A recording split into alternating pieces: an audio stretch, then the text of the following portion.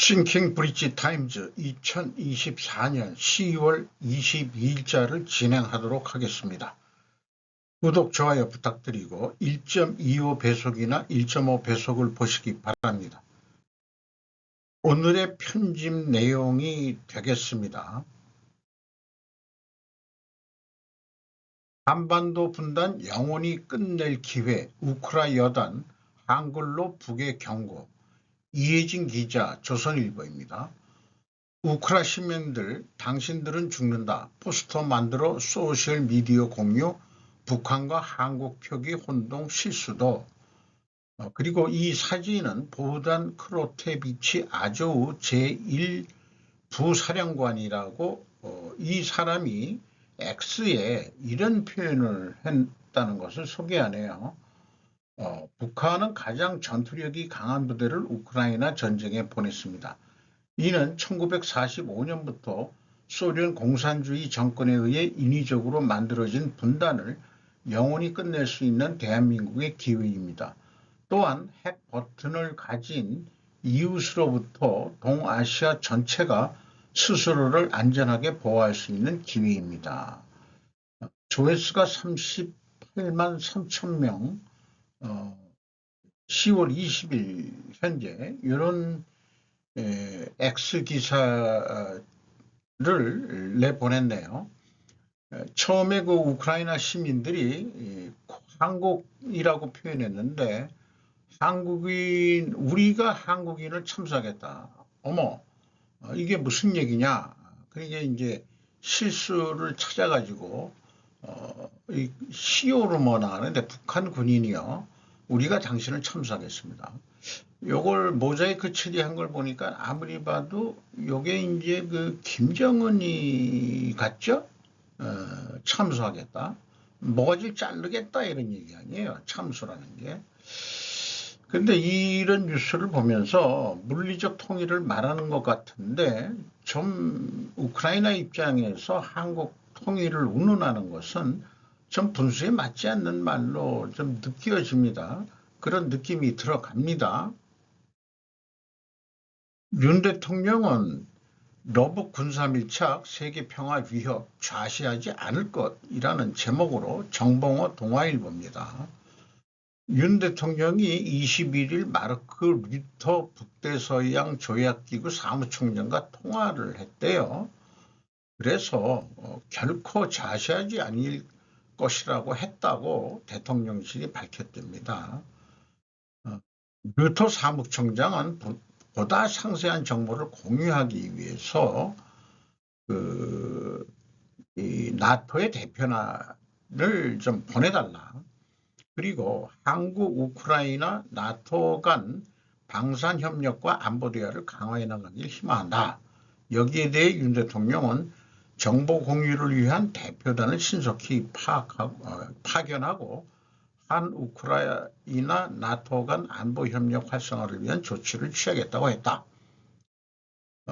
다른 뉴스는 윤 대통령 나토의 대표단 파견, 크렘린궁 북한과의 관계에는 주권이다라는 유세슬 외 2명의 기자가 경향신문에서 보도를 했습니다. 외교부는 러시아 대사를 초치해서 유엔 헌장 위반한 파병 협력 중단하라 요구했다고 그러고 우리 핵심 안보 이익을 위협하는 행위에 대해서는 국제사회와 공동으로 가용한 모든 수단을 동원해 대응해 나갈 것이라고 했다. 핵심 이익이라는 용어는 그 중국식 표현인데 그걸 좀 다르게 표현할 방법은 없을까? 러시아 대사관은 초치 이후 사회관계망을 통해 지노비에프 대사가 김 차관에게 러시아와 북한 간 협력은 국제법 틀 안에서 이루어진 것이지 위법이 아니다. 한국 안보 이익에 반하는 것이 아니다. 이렇게 주장을 했다는 거예요. 좌시하지 않는 구체적인 행동은 어떻게 나타날 것이 궁금하다. 뭐 생각해 볼 수 있는 게 그동안에 그 155mm 포탄을 그 미국을 통해서 간접 지원했는데 살상무기를 직접 지원할 수도 있다. 이런 거 아닐까? 그런 생각을 했는데 아니나 다를까 이런 뉴스가 좀 늦게 이 모든 수단 동원 우크라이나의 포탄 천공 직접 지원 검토, 이게 의견이 양지호 조선일보입니다. 포탄 및 살상 무기를 포함한 각종 무기 군수 지원을 검토하는 것으로 20일 알려졌다. 국가정보원이 우크라이나는 현재 탄도미사일에 대응할 수 있는 방공체계 155mm 포탄 등 무인기 드론 전략을 요구하고 있다. 한국형 패트리엇이라고 불리는 천공2, 요거가 그 우크라이나가 가장 필요한 무기 체계로 알려졌다, 이렇게 소개를 하고 있어요. K9을 포함해 우크라이나군 자주포가 활용하는 155mm 포탄, 이거는 우리나라가 대량 생산이 가능하기 때문에 단기간에 납품이 가능할 것으로 보고 있고, 정부는 이미 155mm 포탄 50만 발을 미국에 대여라는 형식으로 나갔죠. 대북 정보 평가와 적 전술 분야 전문가 등으로 구성된 소수 인력을 보내는 방안도 검토되고, F-16 교관을 파견하든지 우크라이나 전투기 파일럿이 국내에 들어와서 또 교육하는 거. 요거는 그 EU에서도 전투기 조종사 훈련을 또 시켰었죠. 우크라이나 지원 가능한 국산 무기는 드론 재민건이라는 게 있네요. 그리고 천공투가 있고 전술 지대지 유도 무기가 있고 155mm 포탄, 이런 것들을 소개를 하고 있습니다. 그런데 정작 미중 대립 속 북한군 파병에 대해서는 서로 신중론으로 현재 되어 있죠. 북파병에 사실상 침묵하는 중국, 물밑 접촉 우선할 듯, 북파병의 난감, 홍콩 매체 시진핑 푸틴의 절제 권유해야 정선저 연합뉴스입니다. 중 외교부는 우크라이나전 정치적 해결 필요만 반복했다, 이런 얘기고, 이번에 그 금주의 브릭스 정상회의를 러시아에서 열리는데 시진핑 푸틴이 대면할 건데, 그때 어떤 얘기가 나올지 좀 궁금합니다. 미국이 이미 평가에 나섰고 파병이 확인되면 미로 대결 격화는 불가피하다. 조선반도가 다시 전쟁에 빠지면 중국은 이웃 국가로 미국, 러시아보다 훨씬 더 큰 피해를 보기 때문에 좀 러시아 보고서 북한군 받아들이는 것을 좀 중단해라, 이렇게 요구하지 않겠냐.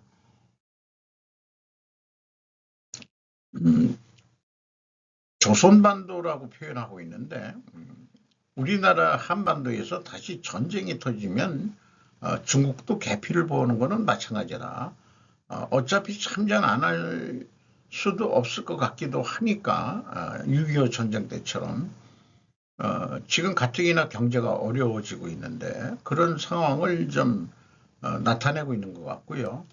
미 국방장관도 북파병 확인 안 돼 사실이면 우려 신중론으로 표명을 했다는 거예요. 이기정 MBN입니다. 지금은 확인할 수 없습니다. 계속 조사할 것입니다. 사실이라면 심각한 문제입니다. 앞서 마르크 리터 나토 사무총장도 북한군 참전 보도에 대해 확인할 수 없다고 말했다 했는데 앞에 보면은 그게 아닌 거로 되어 있죠. 윤 대통령하고 통화했다니까. 북한군 참전이 공식 확인된 경우 미칠 파장을 고려한 것이라는 분석이다. 북한군이 러시아군의 전력 강화에 결정적 변수가 될 것이라는 전망과 후방 지원에 국한돼 제한적일 것이라는 의견이 엇갈리는 가운데 나토군 파병론이 제기될 가능성이 있다. 그러니까 너희들이 북한군을 끌어들인다면 나토군도 들어갈 용의가 있다, 이런 의견도 좀 나오고 있다는 거죠. 유엔에서는 유엔 주재 미국 대사 북파병 동맹국가 협의 안보리 회동 러시아는 부인, 지지통신 외신부입니다. 21일 그 공개 회합이 열렸는데 존 우드 유엔 주재 미국 대리대사는 북한이 러시아에 파병하고 있다는 정보에 대해 이 극적인 움직임이 의미하는 바를 동맹국과 협의하고 있다고 말했답니다. 그리고 러시아는 파병을 부인했다.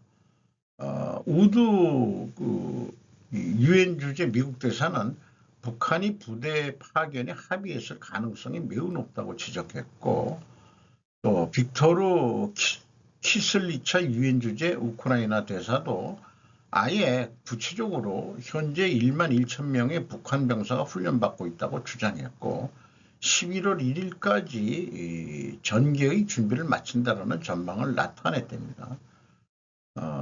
또 야마자키 카즈유키 유엔 대사는 노조의 군사협력심화는 우크라이나 정세를 더욱 악화시킨다고 비판했다. 우리나라 황중국 유엔 대사도 세계의 평화와 안전을 해치는 노골적인 시도라고 비난했다고 그러고, 네벤자 유엔 주재 러시아 대사는 서방 국가들이 공포를 부추기는 위험 비열을 퍼뜨리는데 열중하고 있다고 반발했다.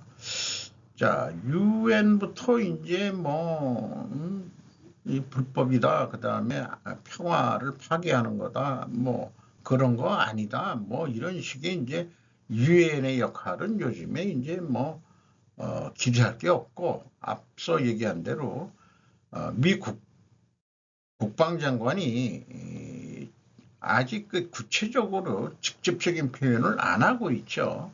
확인 중이다. 북한군이 진짜 참전했다고 그러면은 그때 가서 어떤 걸 할 건지, 아니면 미리 대응책을 세울 건지, 미러 관계가 더 악화되고서 이제 어떻게 될 건지.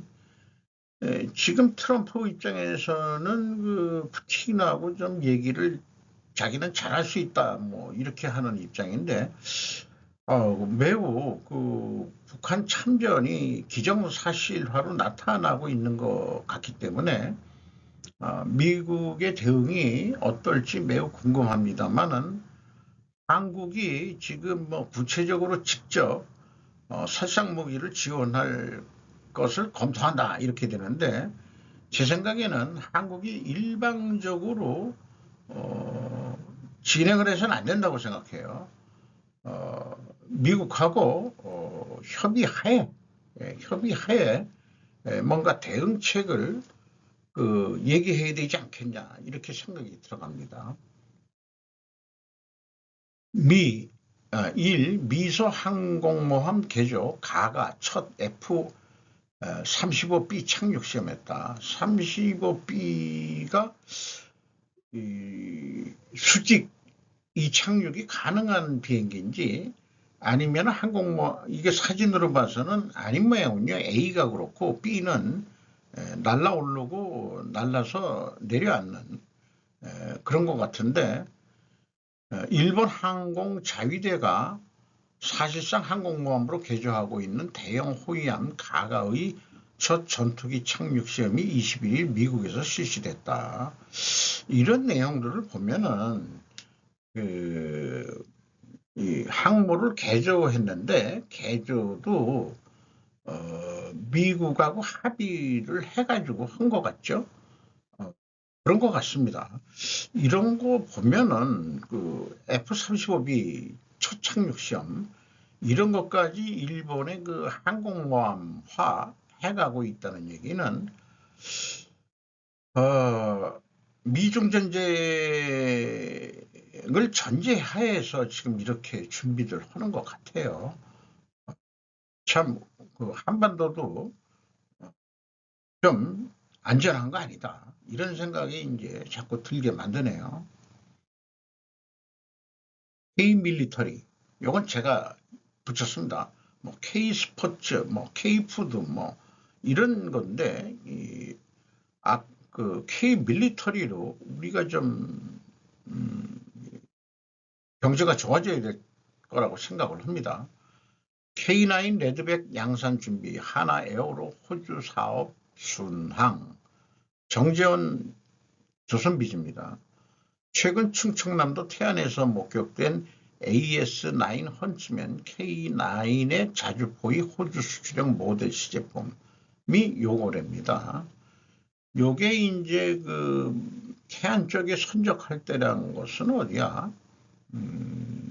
제 생각에는 군산항인가 뭐 이런 쪽 아닌가 이렇게 생각이 됩니다만은 어쨌든 그 호주가 이런 거로 해가지고 또 하나 에어로스페이스는 그 수출만 하는 게 아니고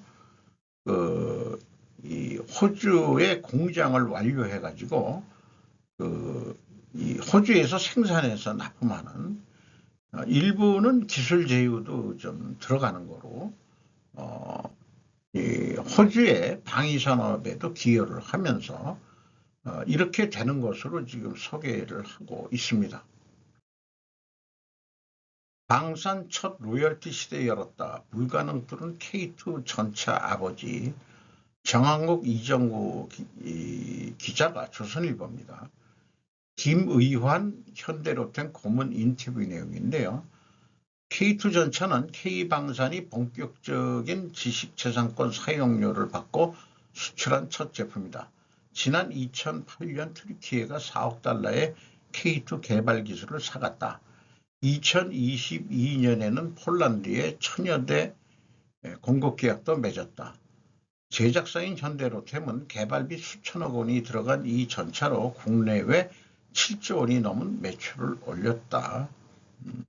투자한 것보다도 더 많은 매출을 올렸다 이런 얘기네요. 이게 개발한 역사는 미국에서 1차 설계한 전차를 국내 생산하는 것에 만족해야 했다.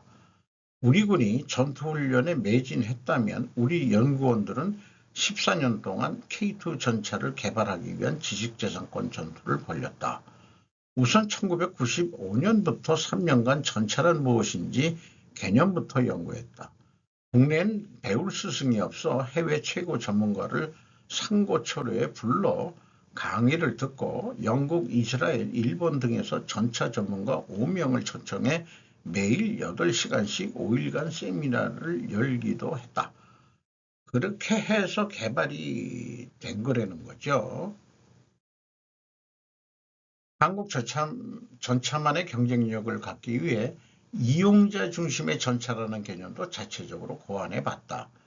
기업들이 소비자 중심으로 제품을 만드는 요즘 트렌드를 미리 적용했습니다.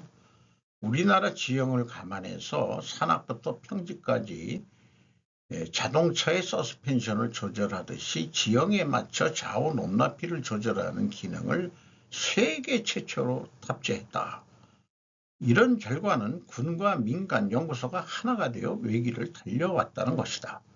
그는 기업의 역할이 더 중요해지고 있다고 강조했다. 긴 고문은 정부와 군이 주도하고 기업이 따라가는 형태가 아니라 기업들이 선제적으로 신기술을 개발하고 군에 제한할 수 있도록 제도적으로 재량권을 더 많이 줘야 빠르게 변화하는 방위산업 경쟁에서 앞서갈 수 있다고 했다. 아마 이 방향으로 가고는 있을 것 같아요. 미국 같은 경우도 아마 그렇죠. 예를 들어서 록히드 마틴이 개발을 근데 민간 주도는 아니고 사실은 그 군산 협력 이런 군산 동일체다 이렇게까지 얘기를 하고 있는 거니까 그렇게 가야 될 것으로 보입니다. 국민연금 MBK와 결별을 하나 고려한 적대적 M&A 시도 논란 확산되자 거리두기. 최천우 디지털 데일리입니다. MBK 출자자 해외 연기금과 국부펀드 등 역량 초과. MBK 파트너스가 고려인에 대한 적대적 M&A를 시도하려다가 자칫 국민연금이 선정한 위탁 운용사에서 빠질 위기에 처했다. 특히 이번 국정감사에서도 국가기관 산업에 대한 적대적 M&A를 하는 사모펀드를 위탁 운영사로 선정해서는 안 된다는 질타가 이어지면서 국민연금도 긴장하는 분위기가 역력하다. 국민연금은 올해 1조 원 규모의 PEF 위탁 운용사 중 한 곳으로 MBK를 선정한 바 있다. 박승희 의원 더불어민주당은 결과적으로 국민연금이 경영권 분쟁에 뒷돈을 내주는 격 아닌가? 정치적인 표현들은 이렇게 할 수 있는 거군요. 김태현 이사장은 이에 대해 솔직하게 말씀드리면 국민연금 자금이 우호적인 M&A를 통한 기업 구조, 재무 구조 개선 작업이 아니라 적대적 M&A를 통한 경영권 쟁탈을 쓰이는 것은 바람직하지 않다고 생각한다고 명확하게 밝혔다. 같은 당 백혜련 의원도 김 이사장을 상대로 MBK에 돈이 갔다. 그러면 그 돈의 운명은 MBK에서 어떤 제재도 없이 그냥 활용할 수 있는 건가? 이렇게 질문을 했다는 거예요. 강제 조치를 놓고 협의만 할 거냐? 이렇게 이제 질타를 했다는 거죠.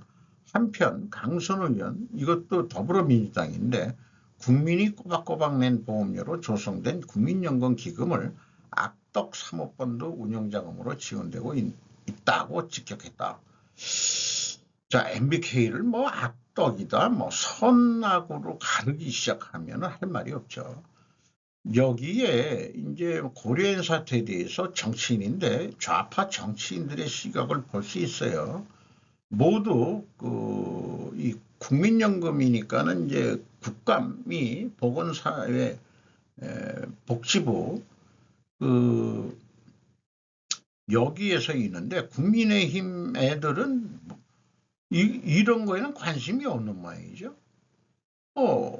국민의힘 애들은 제 생각인데 뭐 사모펀드가 뭐 어떻게 되든지 간에 지들 돈 벌기 위해서 움직이는 건데 뭐 우리가 뭘 할 수 있겠냐 이런 입장인 건지 이 뉴스 기사를 보면 국힘 애들의 얘기는 하나도 지금 안 나오네요.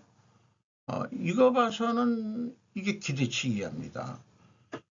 거꾸로 더불어민주당 국회의원들이 뭐 한마디씩 그래도 던지는 거죠. 조금 좀 곤혹스러운 그런 기분이 들어갑니다. 곤혹하다까지는 아니더라도 뭐 한마디로 국힘은 뭐 하고 있나? 뭐 생각이 없나? 다른 거 김건희 방어하는 데만 아닌데 한동훈 대표하고 윤 대통령 뭐 만나고 뭐 그런 쪽에 뭐 하고 있는 건지 신경들을 어디다 쓰고 자빠졌는지는 모르겠네요. 더 다른 유엔 감사를 또 좀 더 열심히 하겠죠.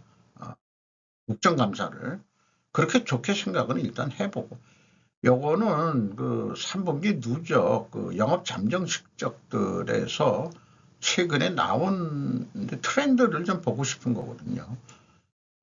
지금 뭐 3분기 뭐 중국 경제가 안 좋으면 한국 경제도 안 좋다 이런 식으로 얘기를 하고 있는데 코스피 쪽에서 보면 코스닥은 좀 어떤지 모르겠습니다만은 국도항만 좀 내려갔고 나머지 한솔, 아이원스, 아이윈스, 한미반도체, LS 에코에너지 모두 그 성과는 좋은 거로 되어 있습니다.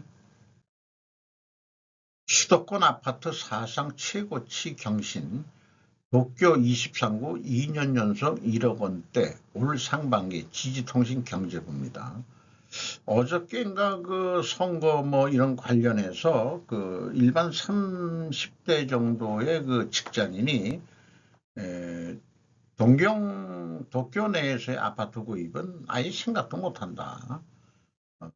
23구가 지금 한국 그 강남 이런 우리나라는 강북도 요즘 가격이 비싸서 이거 1억 원대면 한 10억 아니겠어요? 10억.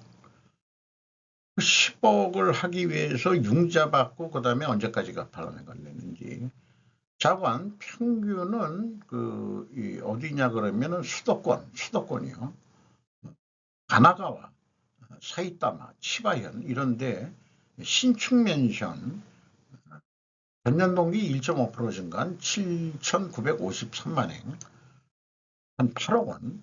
이것도 비싸긴 비싼 거죠. 건축자재 가격과 인건비 급등 이런 얘기. 그래서 엄청 이렇게 많이 올랐다는 얘기예요. 자, 참 이 월급쟁이 생활이 그 수도권에서 그 도쿄에서 직구하기라는 것은 참 어려울 것 같습니다. 우리나라도 마찬가지지만은 은행 빚을 내서 어떻게 당첨돼 가지고 한다 그래도 계속 부동산 가격이 뜰리는지 안 뜰리는지 모르겠습니다만 고려인이 아니고 고려제약이라는 데가 있는 모양인데 불법 리베이트 의사에도 첫 구속영장 청구 나은경 2대1입니다. 한마디로 그 전번에 의사들을 그 구속영장 청구를 했는데 법원은 방어권 보장 필요성이 있다는 이유로 영장을 기각했었다 이렇게 얘기했는데 이번에는 의사들에게 구속영장을 청구한 것이 처음이라는 거예요. 검찰이.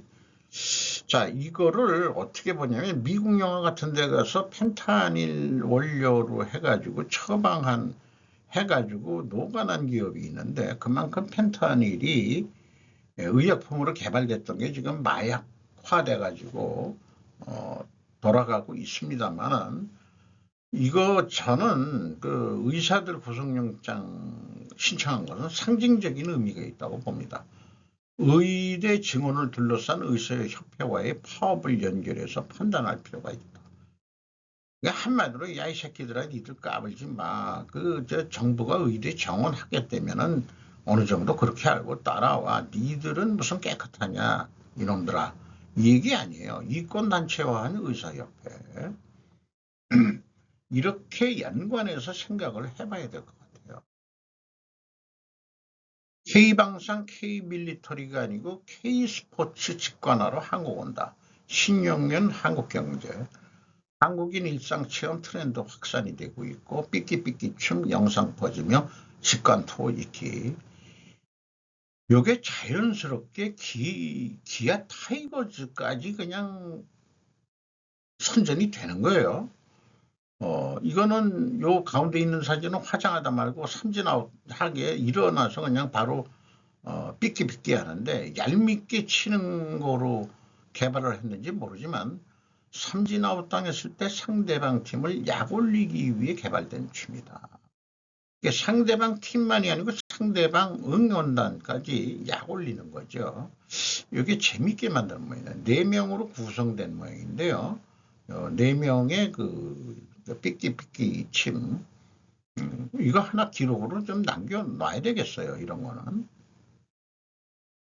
삼성 바이오로직스 1조 7천억 원대 역대 최대 수주 계약. 허지윤 기자 사이언스 조선. 전년 전체 수주 금액의 50% 수준을 한꺼번에 해버렸다. 창립 이래 최초 연누적 수주액 4조 원 돌파했다. 아시아 소재 제약사와 1조 7,028억 원대 규모의 초대형 위탁 생산 CMO 계약을 체결했다. 이렇게 되어 있어요. 계약 기간은 2037년 12월 31일까지다.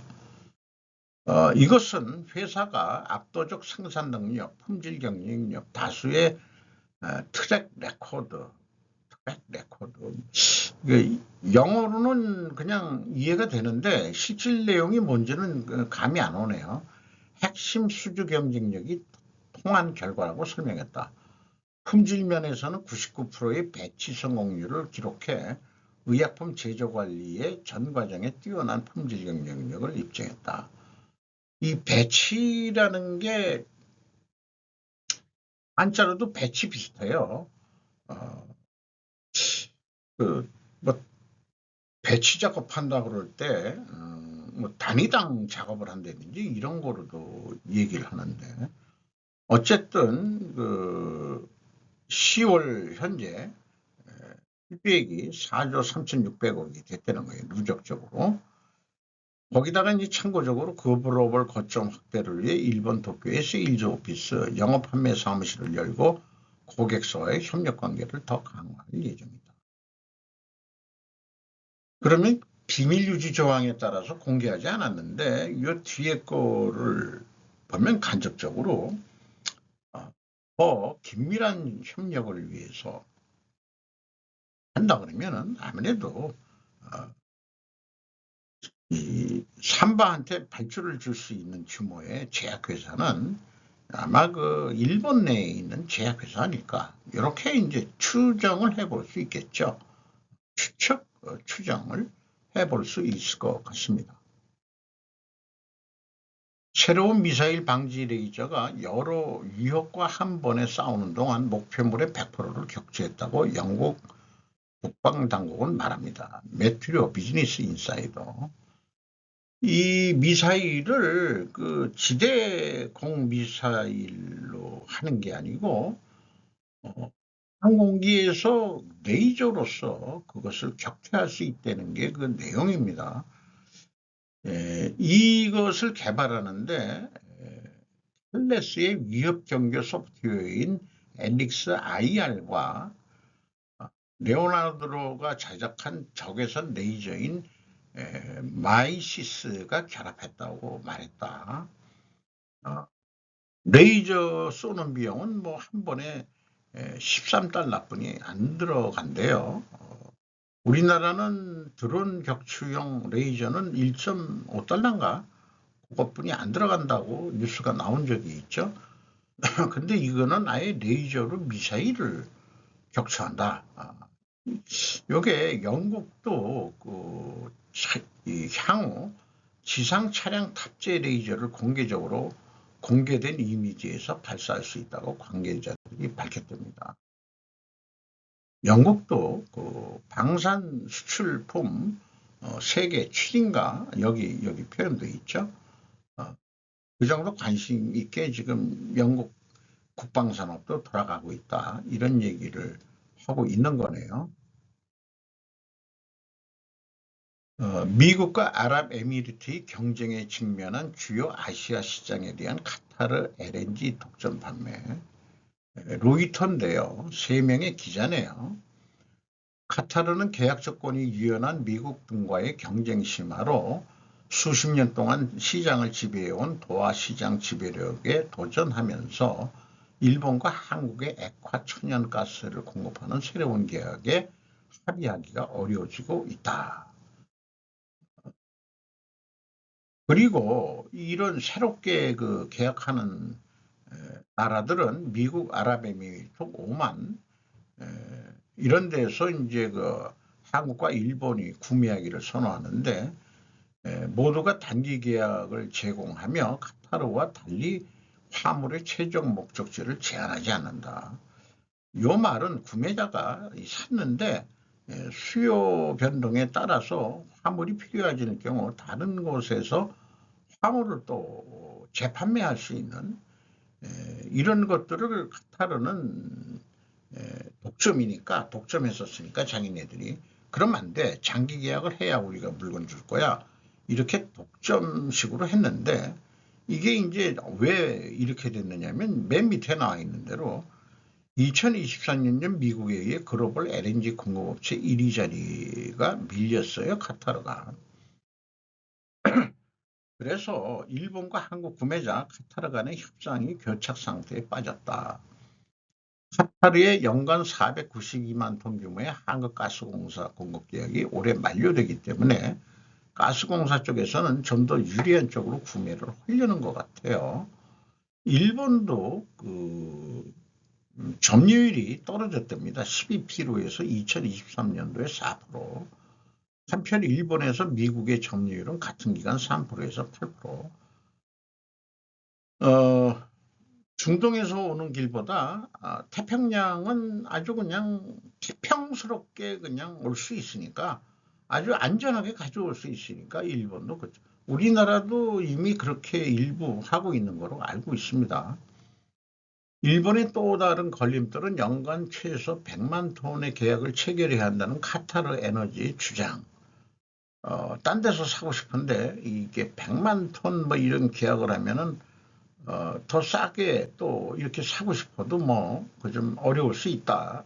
뭐 이런 것까지 소개를 하고 있네요. 왜 그러냐면은 원자력 발전소 재가동과 맞물려 가지고 불확실성이 있다. 그리고 수요 감소 시 그 수요가 감소할 수도 있지 않냐. 여름은 아니, 에어컨 돌리려고 그러면 또 전기도 많이 써야 되는데, 어떻게 될지 모르지만은, 어쨌든 카타르 독점이 이제 흔들린다. 이 독점이란 건 없다. 영원히 경쟁이 될 수도 있다 이렇게 생각이 되는 건데 경제는 그런데 정치 외교적으로는 독점, 세계 패권이라는 게 독점이죠, 독점. 미국은 그거를 독점하려고 그러죠. 그런 얘기까지. 중국 복병 만난 한국 5대 수출국 달성 과도한 기대?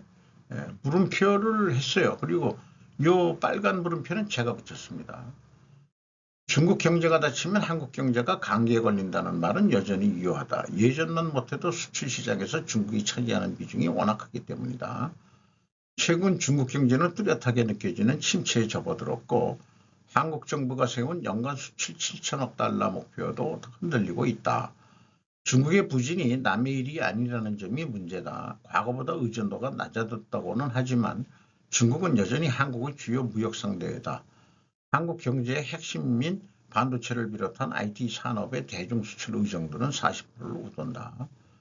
관세청 자료에 의하면 우리나라 수출이 3분기 누적으로 중국이 978억 달러, 19.2%, 미국이 951억 달러, 18.7%, 베트남이 430억 달러로 8.5%, 베트남에 꽤 많이 우리나라가 수출하네요. 옛날에 그 베트남 사람들은 한국이 참전했다는 거, 어, 우리는 얘기 안 한다. 당신네로서는 그때는 그럴 수밖에 없었겠지. 이런데 그 누구의 윤미향인가 그 걔는 위안부 팔이 장사가 안 되니까 베트남 참전해서 뭐 여성 학살 강간 뭐 이런 거를 어떻게 해가지고 그러니까 베트남 사람들은 쪽팔리게 왜 이래 이거 지금 우리나라의 아픈 역사를 거꾸로 베트남 정치가들은 한국 그 정치하는 그 이상한 년이다 이렇게 보고 있다는 거죠. 그렇고 사이드로 약간 빠졌습니다만 차이나 리스크에 취약한 중견 중소기업을 지원해야 한다. 누구냐 현대경제원 경제연구실장이 대체 시장을 공략하는 노력과 함께 중소기업이 더 어려울 수도 있는데 이 얘기는 한 거의 싱킹프리즈 타임즈를 시작하면서도 나온 얘기지만은 미중 대립이 되면서 참 우리가 고난을 각오해야 된다라고까지 저는 얘기를 말씀을 드렸죠. 견해를. 11월 미국 대선 이후 미중 무역 전쟁이 더욱 심화될 우려도 있고 그리고 국제통화기금은 중국이 수출 주도형 경제가 아니고 소비자 중심의 내수 경제 모델로 해서 지탱을 해야 된다. 이렇게 공고를 하고 있다 그러죠. 이제 그만해라. 많이 했다. 해먹었다 아이가. 이런 얘기 같습니다. 그리고 시티은행, HSBC, 노무라증권도 한국은행의 수출 성장에 둔화 이런 가능성을 제기했다. 그래서 우리가 다시 뚫을 수 있는 게 뭐냐? 그러면 원전, 그다음에 방위, 밀리터리 이런 쪽으로 가야 된다 이 말이죠. 그래서 이런 표현을 해보게 됩니다. 중국이 무슨 복병이냐? 복병이 아니고 이미 미중 전쟁으로 예측할 수 있는 적병이었다. 무슨 복병이냐? 몇 년째 대안 제시는 못하는 언론이다. 그러니까 제가 지금 얘기한 대로 남의 그 경제연구원 중견 중소기업을 지원해야 된다. 뭐 이런 얘기 말고 그 방산물자 수출해가지고 돈을 벌어야 된다. 이런 거 그런 걸 좀 의견을 이런 데 내는데 이 전체적인 느낌을 보면은 중국이 힘들면 우리도 힘들어지니까 친중적인 이런 뉴스다 이 말이에요. 중국이 안 좋으면 우리도 안 좋다. 그러면 중국이 안 좋아도 우리가 좋은 방법은 뭐냐라는 대안 제시를 해야지 이게 중앙일보라는 애들이 뭔가 자꾸 구독자들이 늘어나고 이런 거지. 이렇답니다. 중국이 불쌍해요. 지금 그런 얘기 하는 것 같다 이 말이에요. 우리도 덩달아서 불쌍해집니다. 이 얘기까지만 해서 뭐 하겠느냐 제 얘기는 그렇습니다. 바이든의 레임덕 사법부 인준전망, 러셀 히로, 블루킹스 뉴스레터인데요. 레임덕에 의해서 사법부 인준 전망이 도대체 뭔지 이 내용은 한번 제가 설명할 수 있는 수준은 아닌데 집권 시기 때 사법부에 대법원 말고요. 법원의 법관들을 연방판사 임명하는데 지방판사가 아니고 이 레임덕에 의해서 영향이 뭐 있다 이런 얘기인 것 같아요.